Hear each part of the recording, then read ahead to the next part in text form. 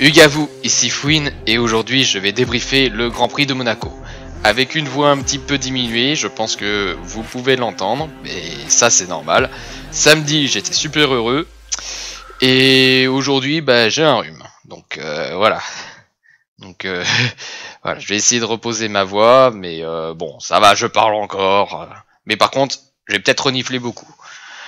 Voilà. Maintenant que ça c'est dit, le débrief du Grand Prix. Grand Prix qui a le week-end a été plutôt classique hein, au début hein, avec les vendredis et les samedis sous le soleil. Puis le jour de course avec une météo un peu imprévisible qui aura retardé le départ et qui aura forcé du coup à l'événement de se terminer au temps, ce qui n'était pas arrivé depuis techniquement le Grand Prix de Belgique, mais bon, le Grand Prix de Belgique, est-ce que c'est considéré comme un Grand Prix? Apparemment oui, hein, bon, mais voilà. Même si je dois bien avouer qu'on a eu une petite peur à un moment donné, on était en train de se dire, on va quand même pas refaire comme le Grand Prix de Belgique, mais bon, au moins ils ont changé la manière de compter les points, mais c'est vrai qu'on s'est dit, punaise, ils vont quand même pas annuler le Grand Prix. Mais fort heureusement non, ça s'est amélioré, tant mieux. Parce que s'il y en avait un qui avait quelque chose à perdre, c'était bien Charles Leclerc. Après, il y en avait d'autres, mais c'était Charles Leclerc qui risquait de perdre gros si la course ne se déroulait pas. Et quoique maintenant, quand on regarde le classement, on se dit que bon au final, est-ce qu'il aurait peut-être pas fallu qu'il pleuve un bon coup, quitte à annuler le Grand Prix? Ouais, je pense que ça doit lui trotter un petit peu dans la tête. Mais bon, je vais expliquer tout ça dans le débrief pilote par pilote. Mais je vais commencer comme d'habitude avec les pilotes en dernière position. Et on va faire le tir groupé les deux As. Les deux As, pas de bol pour Magnussen, certes, qui est obligé d'abandonner suite à un problème mécanique. Par contre, Mick Schumacher, c'est vraiment pas de bol du tout. Son truc, apparemment, d'après ce que j'ai compris et d'après ce que les commentateurs ont dit, il a roulé un petit peu sur une partie de la piste qui était humide, alors qu'il était en pneus secs, des pneus les plus durs. Et du coup, ça n'a pas aidé.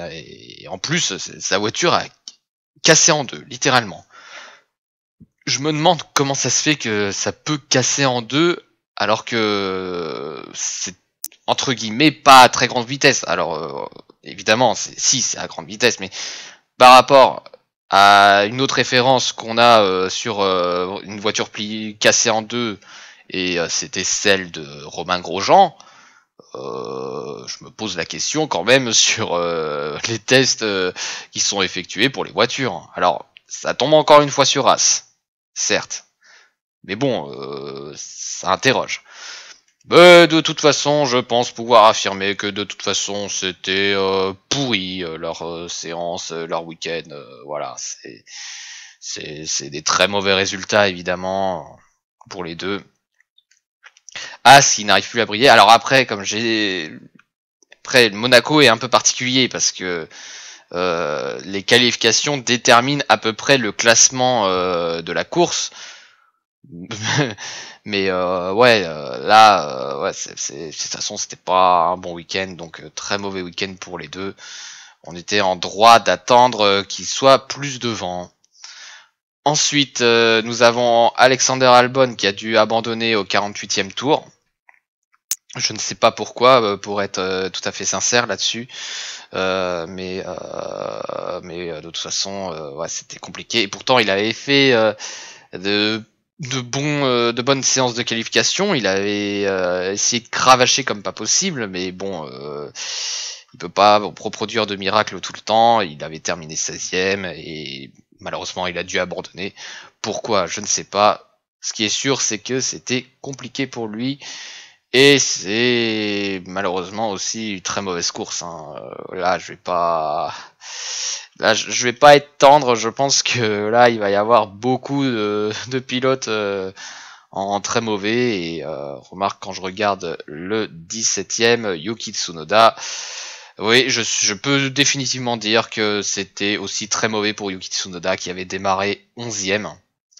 Alors oui, il y a eu les erreurs, les multiples erreurs qu'il a faites, mais bon, les conditions sont les mêmes pour tout le monde. La seule différence, c'est la voiture.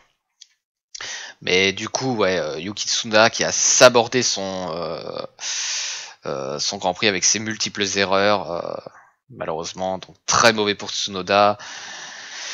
Pas grand chose à dire de plus. Ensuite, 16e position, Zhou Guanyu, qui avait démarré 20e, et qui avait été en fait bloqué lors de la qualification, de la séance de qualification en Q1, parce que Alfa Romeo a tenté une stratégie un peu différente. Ils ont voulu démarrer le plus tard possible, sauf que il y a eu un drapeau rouge. Drapeau rouge qui est un peu bizarre, hein, d'ailleurs, hein, sur ces qualifications 1. Alors, je veux bien admettre que oui, ils veulent s'assurer que tout soit ok, tout ça, mais c'est vrai que avec le recul, on se dit mais pourquoi avoir provoqué ce drapeau rouge lors des qualifications numéro 1. Pour recontextualiser, Yuki Tsunoda à la sortie du tunnel prend trop à gauche et cogne sa roue sur le rail. Alors, il cogne suffisamment pour que l'enjoliveur, il y ait des dégâts sur l'enjoliveur et aussi sur le pneu pour qu'il se dégonfle accessoirement. Et mais ça ne l'empêche pas ensuite de pouvoir poursuivre. Mais voilà, rien que ça, ça a provoqué un drapeau rouge. Alors que généralement un drapeau rouge, ça se provoque quand il y a vraiment une voiture au milieu de la piste. Mais bon, toujours est-il qu'ils se sont fait avoir. Et Zhou Guanyu n'a même pas eu l'occasion de pouvoir améliorer son temps parce qu'il était bloqué au stand, surtout quand on voit qu'il restait 2 minutes 20, que tout le monde voulait repartir et que tout le monde prenait son temps. Et du coup, comment tu veux faire des miracles à Monaco? C'est mission impossible, tu peux pas dépasser. Le seul moyen de dépasser, voilà, c'est soit tu joues sur les stratégies, soit t'essayes au culot, mais bon, essayer de dépasser au culot, c'est pas évident. Mais bon, voilà, c'est comme ça. C'est vraiment pas de bol pour Zhou Guanyu qui, ça fait plusieurs courses où j'ai vraiment du mal à le jauger parce que il y a toujours entre guillemets une circonstance un peu atténuante. Mais ouais, faudrait peut-être qu'il puisse s'exprimer. Faudrait peut-être ne pas foirer les stratégies. Après, je ne sais pas quelle est la part de stratégie, si c'est lui, si c'est les stratèges, si c'est une part si c'est les deux, je ne sais pas précisément. Mais toujours est-il que, voilà, en l'état actuel des choses, c'est très difficile de juger, et puis de toute façon, c'était un très mauvais week-end. Et pareil pour Nicolas Latifi, qui est 15ème, qui a au moins le mérite de terminer, voilà, il a le mérite de terminer la course. Mais bon, oh là là, le nombre d'erreurs qu'il a faites aussi, catastrophique. Et encore heureux qu'il y ait eu le drapeau rouge à la mi-course, parce que sinon je suis sûr que il fallait l'arrêter quoi. Ouais. Et en plus de ça, bon, on me dira c'est pas évident de dépasser à Monaco et encore plus pour les retardataires. Mais certes, ça n'a pas changé grand chose, mais dans les derniers tours, il a quand même bien gêné Charles Leclerc. Alors surtout que j'ai eu le sentiment que dans les derniers tours, vraiment, il était en mode attends, j'attaque, ah merde, c'est vrai, il y a derrière, mais du coup Perez il avait eu un mal fou à passer, il a passé ultra tardivement, là où Zhou Guanyu au moins il avait laissé passer les voitures sur la ligne droite d'arrivée quoi. Ouais, donc vraiment pas très bon week-end pour eux, vraiment mauvais. 14e Lance Stroll, pareil, hein, franchement, là c'est vraiment un enchaînement de très mauvais week-ends. Je suis en train de me rendre compte. Remarque, je regarde après Daniel Ricciardo aussi. Hein. Ouais, bon, Lance Stroll, les erreurs qu'il a faites au tout début de la course. De toute façon, les deux Canadiens ont complètement foiré leur course. C'est d'autant plus dommage pour Lance Stroll qui avait quand même progressé de 4 positions, mais bon, c'est le jeu des stratégies. C'est pas très fou pour être sincère. Hein. C'est pas un bon week-end. Et Daniel Ricciardo, ah, bah oui, mais non, je peux pas le défendre, hein. Pareil, très mauvais week-end, surtout quand on voit que son coéquipier a réussi à être 5ème lors des qualifications et au final 6ème pendant la course. Ouais, non, c'est définitivement un très mauvais week-end pour Daniel Ricciardo. En 12e position, nous avons Esteban Ocon. Alors là, il y a quand même une petite interrogation. Parce que Ocon, il est arrivé, alors que je me trompe pas, oui, il est arrivé 9ème, derrière Lewis Hamilton. Et il y a eu un petit combat entre Lewis Hamilton et Esteban Ocon, ce qui a conduit à un accrochage entre les deux. Je ne sais pas ce qui s'est passé, alors peut-être qu'ils ont revu et re-revu l'investigation, parce que pendant un temps, je pensais que l'investigation était clos.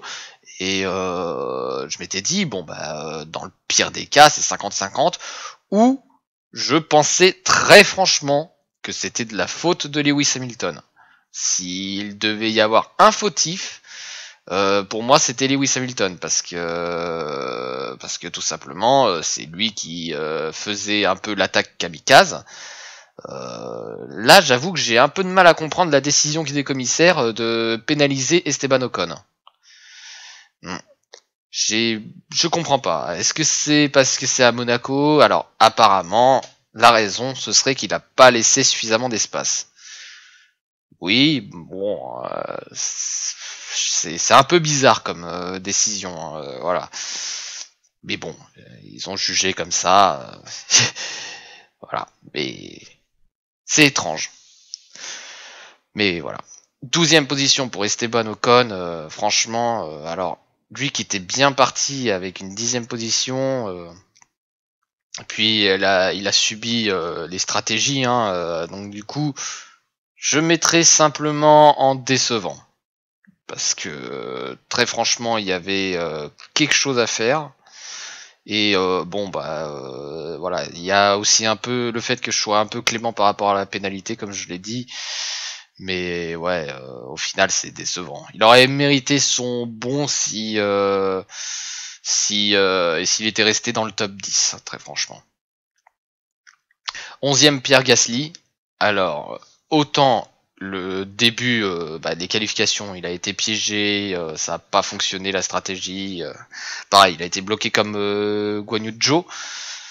Mais voilà, Pierre Gasly, bien parti pour faire un très mauvais week-end, qui avait bien remonté, mais bon, voilà, essayer de remonter à Monaco, il l'a tenté, hein, il a fait une très belle remontada jusqu'à la 11e position, hein, mais voilà, c'est celui qui a servi de test. Alors, il n'y avait pas que lui, mais il y avait aussi, il me semble, Nicolas Latifi aussi, ou Lance Stroll. Ah, je sais plus.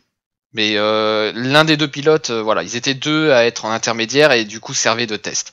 Au départ, ça n'avait pas trop fonctionné, puis au fur et à mesure, Pierre Gasly remontait, mais bon, a essayé de dépasser à Monaco, c'est mission impossible. Mais ouais, la 11e position tient vraiment à du miracle à ce stade. Mais bon, après, pour la fin de la course, de toute façon, c'est juste un train-train. Donc, on va juste mettre voilà, je vais juste mettre décevant, mais a fait une belle remontada quand même. Hein. Faut signaler ça. Il a fait une belle remontada alors qu'on est à Monaco. Donc, tout n'est pas perdu pour Pierre Gasly là-dessus, mais c'est comme ça. Ensuite, 10e position pour Sébastien Vettel, qui réussit à grappiller un petit point pour Aston Martin. Donc ça, c'est toujours bon à prendre. Alors qu'il avait démarré 9e. Bon, voilà, c'est certainement aussi le jeu de stratégie hein, qui a fait que. Mais bon, toujours est-il que ce petit point va faire du bien. Ensuite, 9e Valtteri Bottas, qui a eu un week-end un peu compliqué, hein, parce qu'il a eu des soucis avec sa voiture et du coup, il a dû rater pas mal de temps pendant les essais. Il s'est retrouvé 12e dans les qualifications et Sa 9e position tient vraiment à du miracle à ce stade, donc bon week-end pour Bottas, hein, mine de rien, hein, malgré un début complètement catastrophique et avec un manque de pratique sur ce circuit à cause de ces soucis-là. 8e position, Lewis Hamilton, qui a été bloqué par Fernando Alonso, et bah, que dire de plus à part que il pouvait pas grand chose, hein. Voilà, il y a eu une petite lutte, comme je l'ai dit, avec Esteban Ocon à un moment donné, mais bon, ça c'est, on sait comment ça s'est terminé. Il s'en sort plutôt bien quand même, mais très clairement pour une Mercedes qui était potentiellement en train de remonter et comparé à son coéquipier, ça reste décevant pour moi. Ça reste décevant. C'est bien pour avoir les points, mais clairement pas pour le championnat. Bon, voilà. Je mets décevant pour Lewis Hamilton. Et Fernando Alonso, lui, a assuré avec les armes qu'il avait, avec une Alpine. Il a tenté de jouer la stratégie pour Ocon pour essayer de sauver les points de Ocon, mais ça n'a pas fonctionné, malheureusement. C'est comme ça. Il avait essayé de tenter d'avoir aussi le meilleur tour, mais bon, voilà, l'écart qu'il a creusé, bah, ça a permis à Lando Norris de s'exprimer notamment. Lando Norris qui du coup avait débarré 5ème, il se retrouve 6ème. Bon, c'est un switch position par rapport à George Russell, hein, mais bon.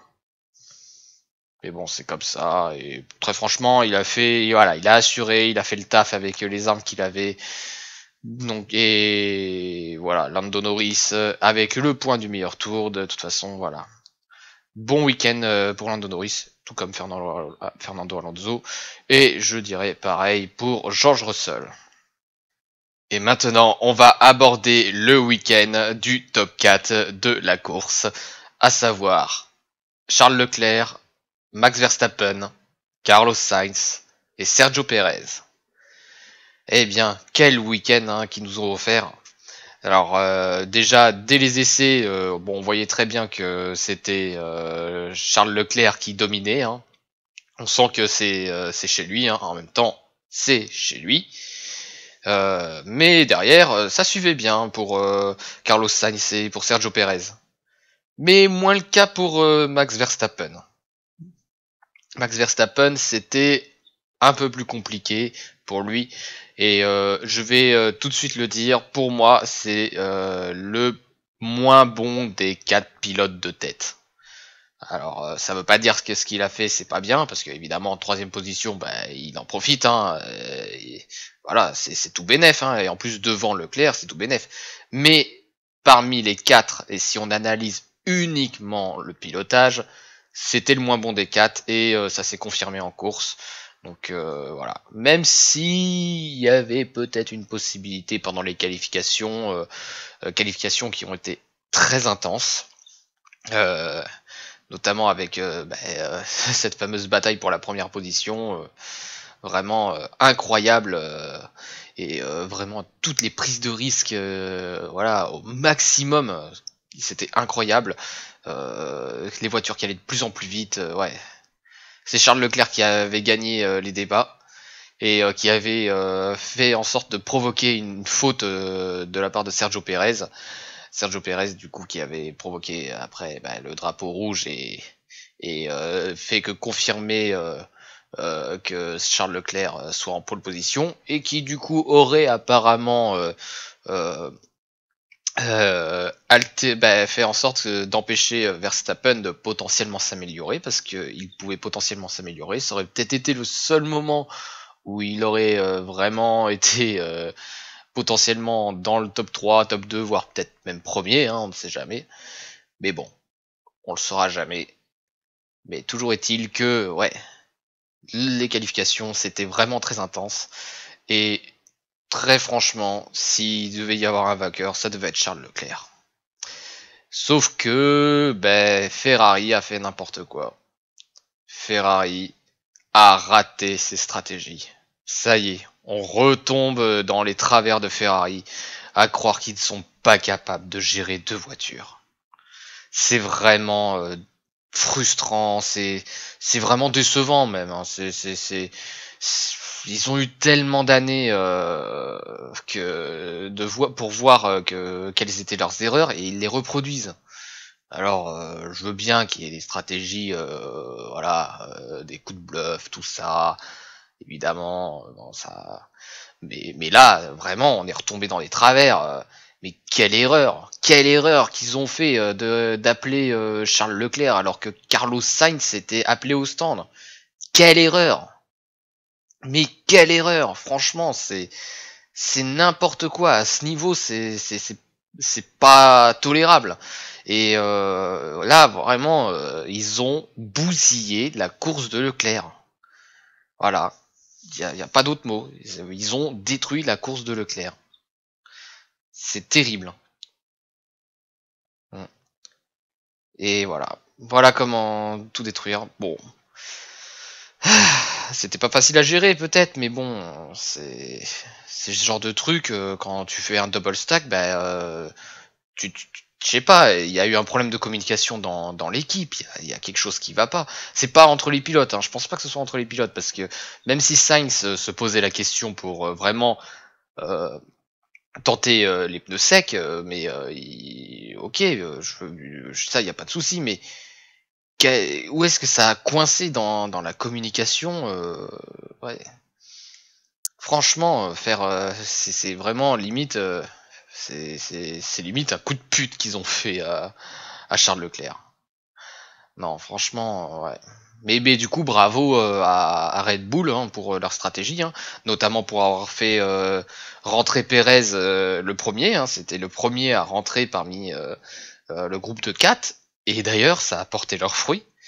Et ça a tellement bien marché que bah, il se retrouve premier. Et franchement, Sergio Perez, mais qu'est-ce qu'il mérite de gagner. Alors évidemment, j'aurais préféré que ce soit Charles Leclerc et tout le monde s'attendait à ce que ce soit Charles Leclerc, mais à défaut que ce soit lui, que ce soit Sergio Perez ou Carlos Sainz, j'aurais été satisfait parce que très franchement, à un moment donné, ils cherchaient à avoir leur victoire, ils cherchent à s'exprimer aussi. Et quand on sait que dans le cas de Sergio Perez, bah, c'est très difficile de pouvoir s'exprimer et qui doit être impérativement au service de Max Verstappen, voilà, c'est très bien pour lui, franchement, ça, c'est voilà. Et de toute façon, Sergio Perez était bien au-dessus de son coéquipier Max Verstappen durant tout le week-end, donc c'est une juste récompense. Et Carlos Sainz, bon, deuxième position. On peut dire que d'un côté, sa stratégie d'attendre pour remettre uniquement les secs et ne pas passer par les intermédiaires, ça a fonctionné à moitié. Ça a fonctionné à moitié parce que Perez est passé devant, mais au moins il a maintenu sa deuxième position. Ça, c'est toujours bon à noter. Et quant à Max Verstappen, bon bah, comme je l'ai dit, hein, voilà, c'était pas ça. Hein. Mais bon, il va profiter, bien évidemment, et il a bien raison du fait que ils aient fait n'importe quoi chez Ferrari. Hein. Et du coup, quand on regarde le classement, bah évidemment, il est devant. Alors tiens, ça me fait penser à une petite chose avant que on aborde totalement le classement. Sur la fameuse sortie des stands de Max Verstappen où il aurait potentiellement dépassé une ligne. Alors, si j'en crois le classement au moment où je parle, il est 21h. Ce sont toujours des résultats provisoires. Bon, même si je pense que ça ne changera pas, même si je pense que ça changera pas, je pense que c'est important de l'aborder parce que, comme je l'ai dit, avec l'incident de Ocon, ça a mis un peu de temps à se découpiller, à tel point que je ne savais pas si l'investigation était là ou pas. Mais je pensais très franchement qu'elle était plus là, que ça allait pas être fait, que ça avait abouti potentiellement à no favor action. Donc, je pose ça là. Est-ce que ils ont pensé à ça? Je ne sais pas, mais le fameux incident où Max Verstappen a dépassé les lignes, très franchement, rien que sur ça, autant il y a un angle où on pense qu'il a potentiellement dépassé la ligne, et cet angle c'est du point de vue de la caméra du pilote de Max Verstappen.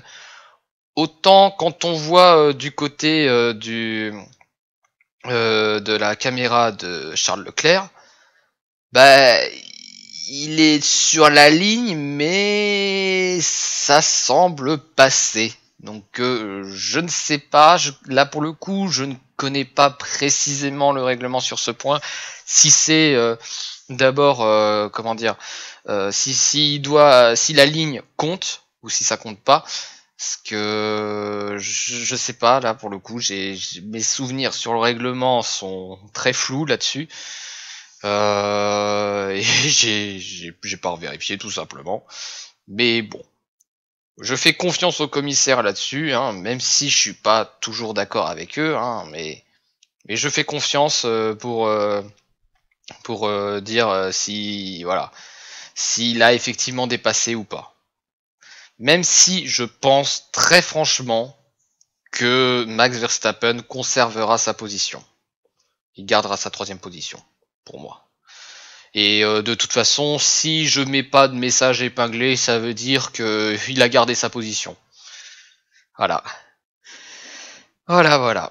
Bon, comme je disais, le classement, bon, Verstappen en première position, et puis derrière, ça ne bouge pas trop, mais ça se resserre quand même un peu dans les classements. Il y a Carlos Sainz qui remonte petit à petit, qui va prochainement, si tout se passe bien, reprendre la 4e position à Russell. Ça se resserre pour la 6e position, avec Lando Norris qui grappille des points, peut-être pour dépasser Hamilton lors des prochaines courses, et derrière,